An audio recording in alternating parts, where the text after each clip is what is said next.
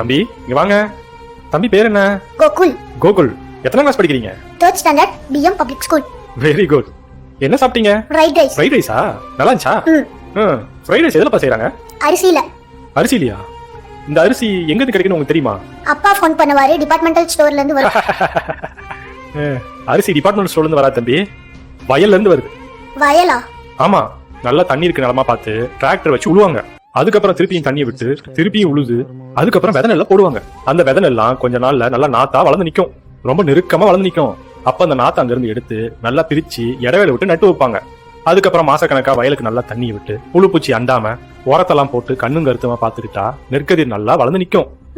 அதை அறுவடை செஞ்சு நெல்லை தனியாவும் வைக்கோல தனியாவும் பிரிப்பாங்க. அதுக்கப்புறம் அந்த நெல்லை நல்லா வேக வச்சு வெயில நல்லா காய வச்சு அரைச்சாங்கன்னா அரிசி கிடைக்கும். இந்த அரிசியை தான் பேக் பண்ணி உங்க வீட்டு பக்கத்துல இருக்குல்ல அந்த டிபார்ட்மெண்ட் ஸ்டோர் மற்ற கடைங்கெல்லாம் அதுக்கெல்லாம் அனுப்புவாங்க. அங்க இருந்து தான் எல்லாரும் அரிசியை வாங்கி சமைச்சு சாப்பாடாவோ இந்த மாதிரி ஃப்ரைட் ரைஸாவோ நம்ம இலைக்கு வருது. இத்தனை மாசமா இவ்வளவு பேரு கஷ்டப்பட்டு உழைச்சி உன் தட்டுக்கு வந்து சேர்ற இந்த சாப்பாட்டை இப்படி வேஸ்ட் பண்ணலாமாப்பா?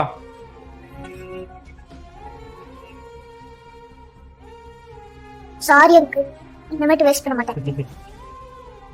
உனக்கு எவ்வளவு சாப்பாடு தேவையோ அது மட்டும் தான் எடுத்துக்கணும். அதான்